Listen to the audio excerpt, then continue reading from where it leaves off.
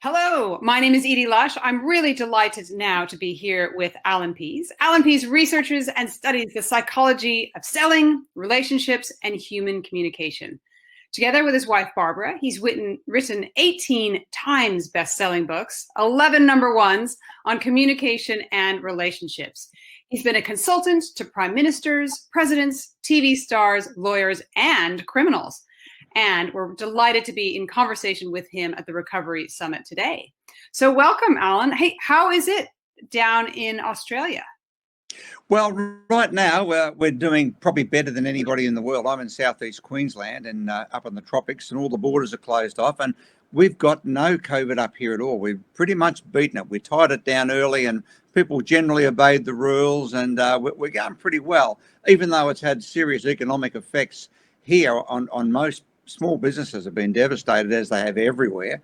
But that then presents a whole different set of circumstances, because what this is, any tragedy we get like this, is the opportunity for everybody to have a reset, to think about what they really want out of life, what they really want to do, because everything that you ever thought was important no longer is important. No one cares what sort of car you drive, or what sort of home you live in, or what sort of watch or jewelry or clothing or they're not relevant. What's relevant is basically what will you do with your life? How can you feed yourself and provide for your family? And so our priorities have changed back to what they've been throughout most of human history. So what advice would you give to people who aren't necessarily out of the worst at the moment? And how would you advise them to think positively in what can feel like very negative circumstances?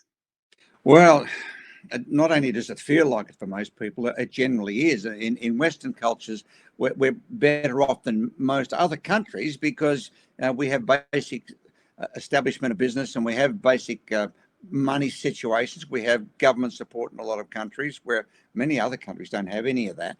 And you've got to, for each of us, we have to do the best we can do for ourselves. We have to deal with things the way they are. And I mean, I'm no different to anybody. I'm in a conference business with big conferences worldwide. My major business is in Russia, in Russian-speaking countries, and that's all completely gone. Also, I run one of the biggest music businesses in Australia. Here we record rock bands, The Voice, we do everybody. That's all cancelled as well, because you can't lock musicians into rooms together.